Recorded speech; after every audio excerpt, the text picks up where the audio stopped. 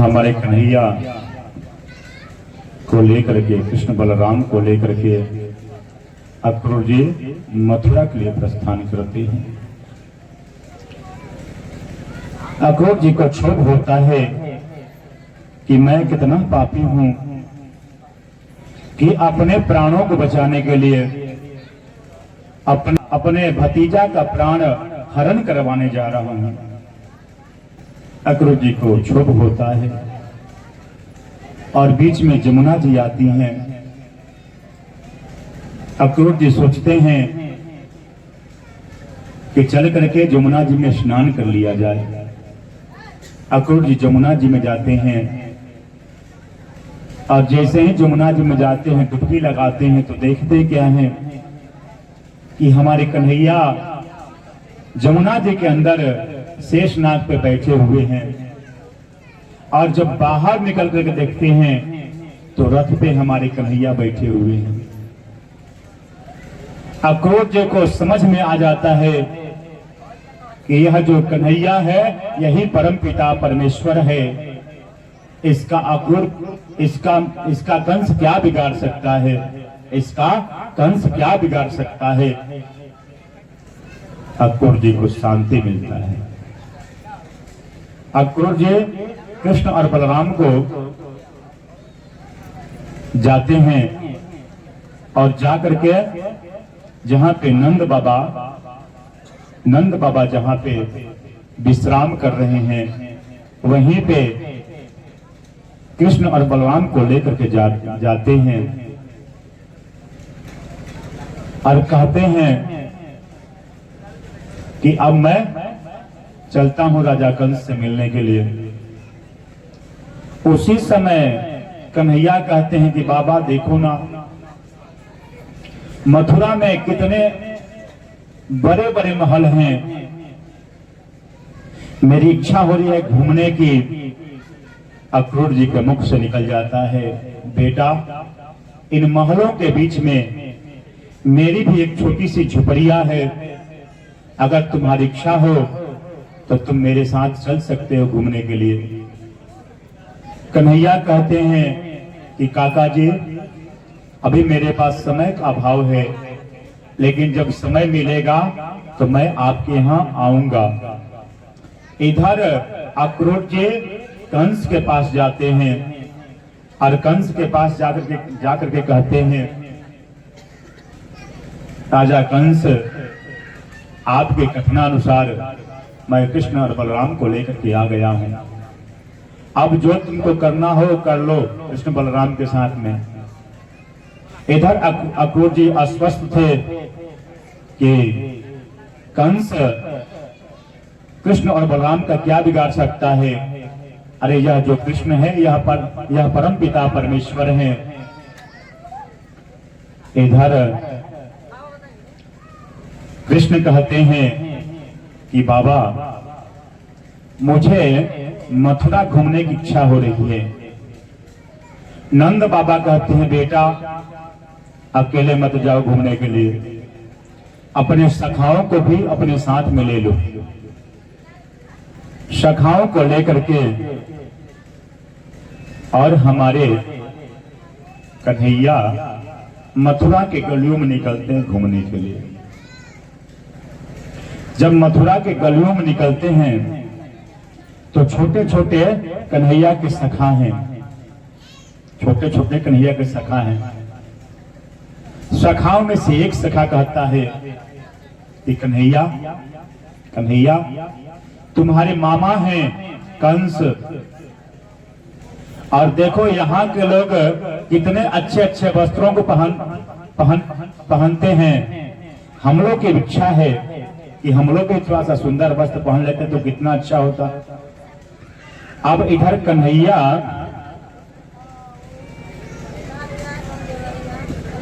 कहते हैं, छोटे से छोटे छोटे ग्वाल बाल हैं और कहते हैं कन्हैया अगर अच्छे अच्छे वस्त्र मिल जाते ना तो इन मथुरा वासियों के जैसा हम लोग भी सुंदर लगते। कन्हैया कहते हैं कि कोई बात नहीं, चलो मैं वस्त्र का व्यवस्था करता हूं। कन्हैया सारे सखाओं को लेकर के धोबी घाट पे पहुंच जाते हैं। उस समय धोबी वस्त्र धुल रहा है। धोबी से कहते हैं, धोबी मामा, हम लोग कंस के भगिना हैं और हम लोगों के लिए वस्त्र की व्यवस्था कर दो। धोबी कहता है, क्यों बे गमारिये, बेझर की रोटी खाने वाले, झरने का पानी पीने वाले, गाय चराने वाले, और तुम लोग राजा महाराजाओं का वस्त्र पहनना चाहते हो? भाग जाओ यहाँ से, नहीं तो जो कार्य राजा कंस कल करेंगे वही कार्य आज मैं कर दूंगा। और जैसे ही छापर उठाता है मारने के लिए, उससे पहले हमारे कन्हैया को गुस्सा आ जाता है और एक गुलचा देते हैं धोबी को, और धोबी का सर जो है धड़ से अलग हो जाता है। घाट पे जितने धोबी हैं सभी भागने लगते हैं, भागो भागो, पुतना को मारने वाला आ गया, सकटासुर को मारने वाला आ गया, धेनुकासुर को मारने वाला आ गया। सभी धोबी घाट खाली कर देते हैं। अब जितने ग्वाल बाल हैं महाराज, सब अपने अपने मनो अनुकूल वस्त्रों को निकालते हैं और पहन लेते हैं। अब तो महाराज और विचित्र लगने लगते हैं। छोटे छोटे सखा हैं कन्हैया के, और वस्त्र जो है 5-5 हाथ के हो गए, 5-5 हाथ के हो गए। चलते हैं तो ऐसा लग रहा है कि कोई झाड़ू लगा रहा है। अब ऐसे अपने कपड़े को उठा करके लेके चल रहे हैं, फिर भी पूरा रास्ता साफ हो रहा है उनके वस्त्रों से। उसी समय एक दर्जी देखता है, और दर्जी कन्हैया को बुलाता है, मित्रों को बुलाता है। ततस्तु बायकः प्रेतस् तयोर्वेशम कल्पयत् विचित्र वर्णशैलेजये राकल्पैरनुरूपतः। जितने सखा हैं सभी के अनुकूल उनके वस्त्रों को बना देता है महाराज। अब चकाचक लगते हैं। अब सखा कन्हैया से कहते हैं, कन्हैया अब हम लोग ठीक लग रहे हैं। लेकिन कन्हैया अगर एक माला हो जाता ना, आनंद आ जाता है, बहुत सुंदर हम लोग लगते। उसी समय एक सुदामा नाम का माली को देखते हैं भगवान, और उसके पास में जाते हैं। और जैसे ही भगवान सुदामा नाम के मालिक के पास में जाते हैं, सभी सखाओं को और कन्हैया को भी एक माला पहना देता है सुदामा नामक माली। ततः सुधाम्नो भवनम माला कार्यस्य जगमत हो। इसके बाद सखा कहते हैं, देखो कन्हैया हम लोग कितना सुंदर लग रहे हैं, कितना सुंदर हम लोग लग रहे हैं। देखो वस्त्र की व्यवस्था हो गई, और माला की भी व्यवस्था हो गई। लेकिन अगर थोड़ा सा माथे पर चंदन लग जाता तो बहुत अच्छा होता। उसी समय एक त्रिवक्रा, जिसका शरीर जो है 3 तरफ से टेढ़ा है,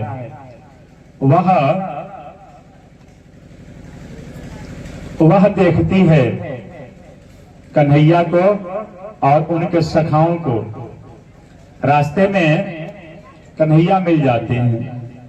कन्हैया कहते हैं, हे सुंदरी, अच्छा लगे तो अपना परिचय बताओ, और अच्छा लगे तो यह जो चंदन तुम्हारे हाथ में है, यह चंदन हम सबके माथे पर लगा दो। यह जब बात सुनती है तो कहती है कि दास्य में हम सुंदर कंस सम्मदा त्रिवक्त्र नामाह्वनुलेप कर्मणि यद भावितं भोजपते रति प्रियम विना युवाम कौन्यतमस्तदर्हति। मैं कंस की दासी हूँ, मैं कुरूप हूं, मेरी कमर 3 जगह से टेढ़ी है, इसीलिए सब मुझे कुब्जा कुब्जा कहते हैं, त्रिवक्रा कहते हैं। आज यह मेरे जीवन का पहला दिन है। मुझसे किसी ने मेरा परिचय पूछा है। मेरे हाथों से घिसी हुई चंदन राजा कंस को प्रिय है, लेकिन आज मेरा मन करता है कि यह चंदन आपको लगाऊं। और कुब्जा ने सबको चंदन लगाया।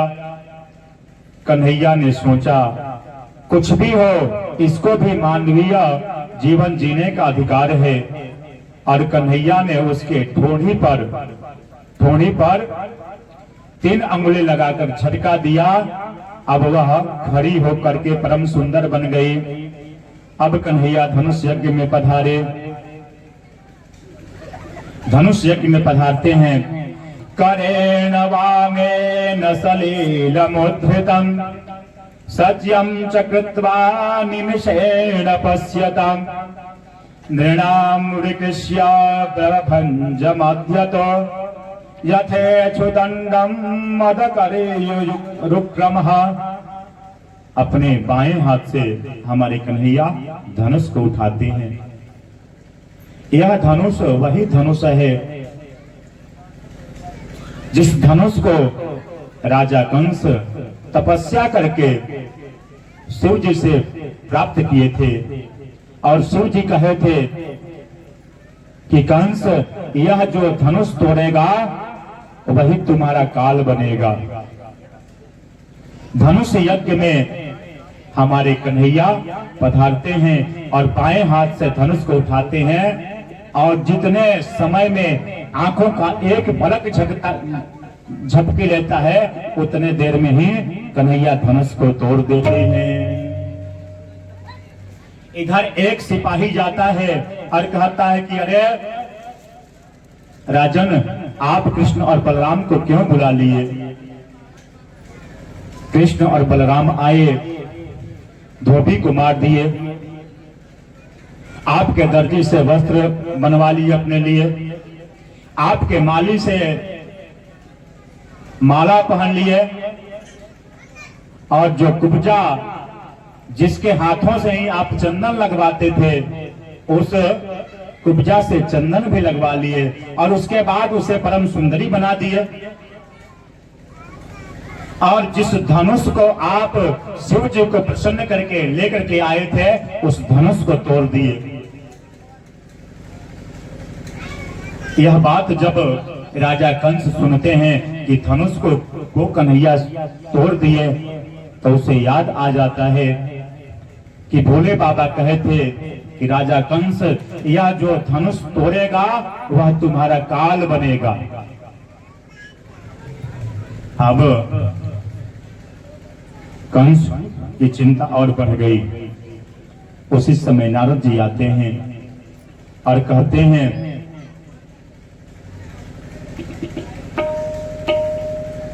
नारद जी आकर के कहते हैं कि आप कन्हैया को मारने की व्यवस्था करो। इधर कंस क्या करता है कि कंस को स्वप्न में गधे की सवारी दिखती है महाराज। जब स्वप्न में गधे की सवारी दिखना शुरू हो जाए तो समझना चाहिए कि मेरा अब समय आ गया है। जिसका भूख बढ़ जाए, जिसका भूख अधिक बढ़ जाए, कैसा भूख? खाने का नहीं, धन का। जिसके अंदर यह भाव आ जाए कि अधिक से अधिक हमारे पास धन आ जाए, तो समझना चाहिए उसका अब समय आ गया है पास में। जिसको गधे की सवारी दिखना प्रारंभ हो जाए तो समझना चाहिए कि अब मेरा काल आने वाला है। इधर राजा कंस को गधे का सवारी स्वप्न में आता है। कंस परेशान हो जाती हैं। सेनापति आता है और कहता है कि राजन, आप चिंता मत करो, कल खूब चकाचक रंग महल बनेगा। और आपके लिए खूब ऊंचा मंच की व्यवस्था होगी, आप वहीं बैठिएगा और कृष्ण और बलराम को मारने के लिए, कृष्ण और बलराम को मारने के लिए कुरबलिया तीर नामक हाथी को लगाया जाएगा तुम्हारे सुरक्षा के लिए। चारों ओर मुष्टिका सब आपके पास में रहेंगे आपकी रक्षा करने के लिए। कुरबलिया तीर नामक जो हाथी था उसके पास 10,000 हाथियों का बल था, अकेले 10,000 हाथियों का बल था। तुम चिंता क्यों करते हो, हम लोग साथ में हैं ना। इस संसार वाले भी ऐसे ही कहते हैं, चिंता मत करो हम हैं। लेकिन जैसे ही विपत्ति आता है महाराज पहले भग जाते हैं। जहां लूट पड़े तहां टूट पड़ो, जहां मार पड़े तहां भाग पड़ो। क्या जहां लूट पड़ो तहां टूट पड़ो और जहां मार पड़ो वहां भाग पड़ो। जब आपसे कुछ लेने की आवश्यकता होती है ना तो आप भी अपने बन जाते हैं, और जहां मार पड़ने की आवश्यकता होती है, जहां आपको उनकी आवश्यकता होती है वहां वो भाग जाते हैं। सैनिक कहते हैं कि राजन आप चिंता मत करो, आप चिंता मत करो, हम लोग हैं ना। रंग महल बनकर के तैयार होता है। राजा कंस के लिए बड़ा सा सिंहासन लगता है, उस पे राजा कंस बैठते हैं और कुरबलिया तीर नामक जो हाथी है और कन्हैया को मारने के लिए दौड़ता है। और कन्हैया क्या करते हैं, कुरबलिया तीर नामक हाथी से युद्ध करते हैं और उसके पूंछ को पकड़ते हैं और पूंछ को पकड़ करके 7 बार घुमाते हैं, ऐसे घुमा करके धरती से पटक देते हैं, उसका प्राणांत हो जाता है। जिस हाथी के पास 10,000 हाथियों का बल है उसको कन्हैया पूंछ पकड़ कर उसका पूंछ पकड़ करके 7 बार घुमा के उसको पटक देते हैं, उसका प्राणांत हो जाता है। इसके बाद कई राक्षस आते हैं, कन्हैया सबका संहार कर डालते हैं। एक चारोर नामक राक्षस है जो बहुत बलवान है, वह कन्हैया से युद्ध करता है। मुष्टिका बलराम जी से युद्ध करता है और हमारे कन्हैया क्या करते हैं, चाणूर को भी मार देते हैं, 7 बार घुमा करके धरातल पर पटक देते हैं, उसका भी प्राणांत हो जाता है। इसके बाद मुष्टिका बलराम जी से युद्ध करता है और हमारे बलराम जी के पास कितना बल है महाराज, बलाधिक्यम बलाधिक्यम, उनके पास बहुत बल है, अथाह बल है। और बलराम जी क्या करते हैं, एक मुष्टिका प्रहार करते हैं, उसका रुधिर बमन होता है और उसका भी प्राणांत हो जाता है। अब सीधे पहुंचते हैं कहाँ, रंगशाला में। और जैसे ही रंगशाला में पहुंचते हैं महाराज, वहां की स्थिति ही अलग हो जाती है। जाकी रहे भावना जैसे प्रभु मूरत तिन देखी तैसी, जाकी रहे भावना जैसे प्रभु मूरत तिन देखी तैसी। ग्वाल बालों को हमारे कन्हैया कैसे दिखते हैं, मित्र के जैसे दिखते हैं। और वहां की जो औरतें हैं, जो कन्याएं हैं, उनको कन्हैया काम की तरह दिखते हैं। जो संत बैठे हुए हैं उन्हें भगवान की तरह देखते हैं। और राजकुमारों को कन्हैया राजकुमार की तरह देखते हैं। जाकी रहे भावना जैसे प्रभु मूरत तिन देखी तैसी। जिस प्रकार से हमारे कन्हैया को कोई देखता है उसी प्रकार से हमारे कन्हैया भी उसे दिख रहे हैं।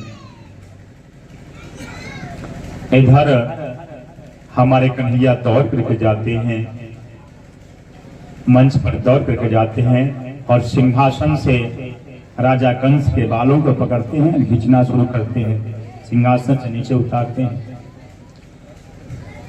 कंस कहता है मुझे छोड़ दीजिए, मुझे छोड़ दीजिए, मुझे कष्ट हो रहा है। कन्हैया कहते हैं कि अभी आपको कष्ट हो रहा है, लेकिन वह दिन आप याद कीजिए कि जिस दिन मेरी माँ के बाल को आप पकड़ करके रथ से खींच रहे थे, उसको कितना कष्ट होता होगा। वह भी दिन याद कीजिए आप।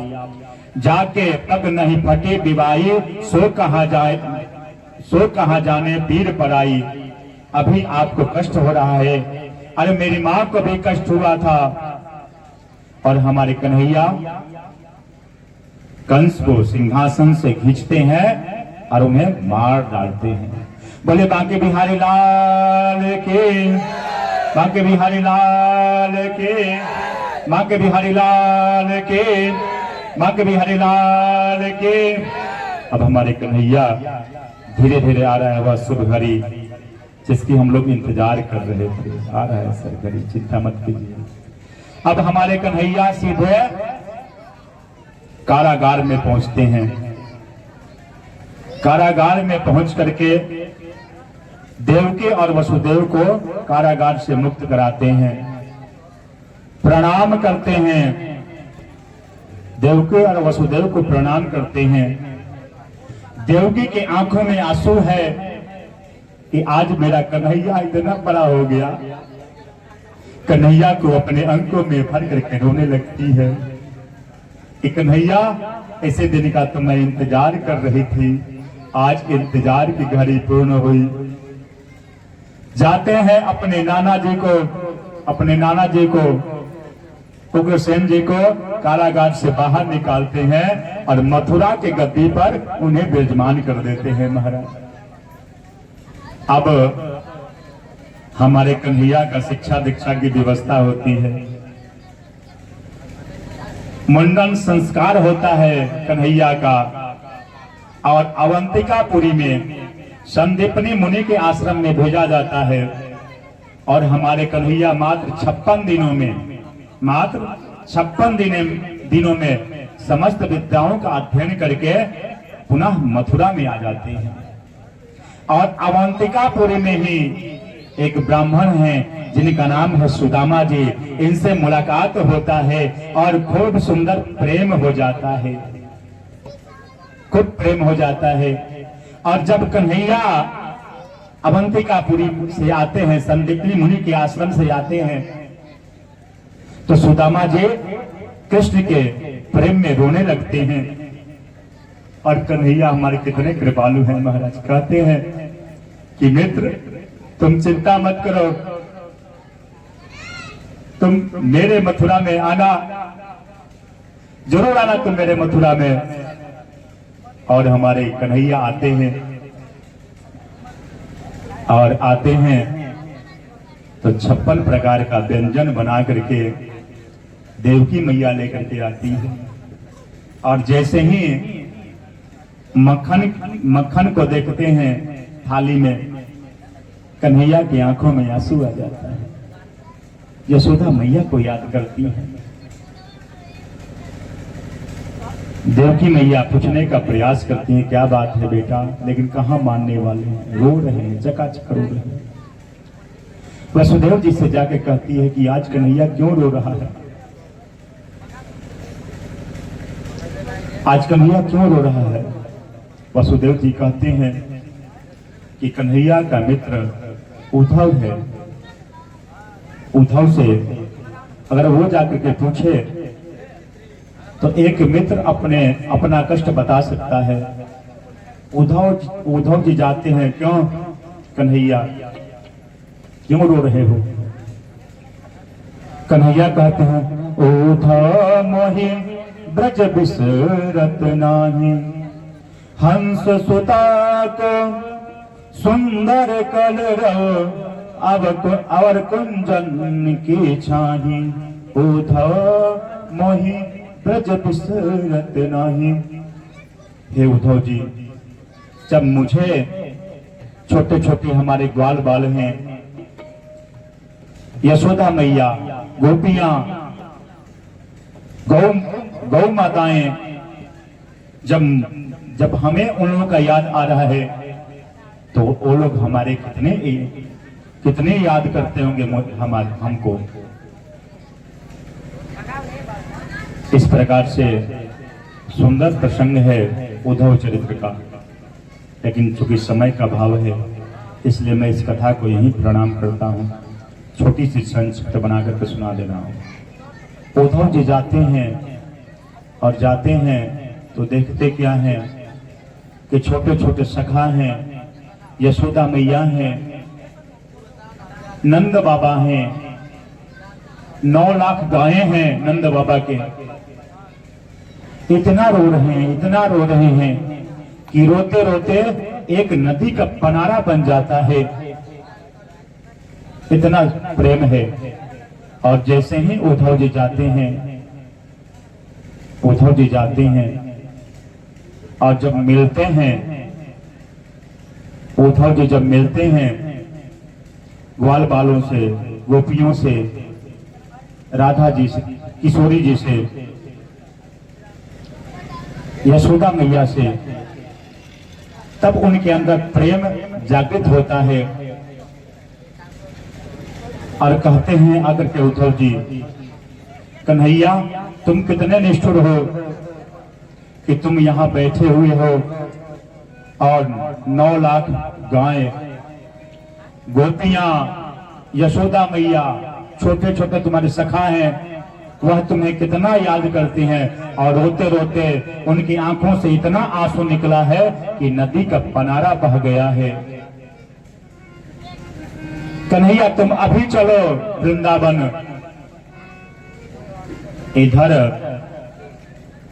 इधर कन्हैया कहते हैं उद्धव जी थोड़ी आंख को बंद कीजिए। और जैसे ही उद्धव जी आंख बंद करते हैं फिर कहते हैं कि अब आंख को खोल दीजिए। और जब उद्धव जी आंख खोलते हैं तो 9 लाख गायें, छोटे छोटे ग्वाल बाल सखा, सारी गोपियां, नंद बाबा, यशोदा मैया हमारे कन्हैया के साथ में हैं। कन्हैया कहते हैं उद्धव जी आपको अपने विद्वता पे अहंकार हो गया था। आप ग्वाल बालों को, गोपियों को मूर्ख समझते थे। अगर आप खूब विद्वान हैं, अगर आपके अंदर भगवान से प्रेम कम है या किसी के प्रति प्रेम कम है तो आपका विद्वता सब बेकार है।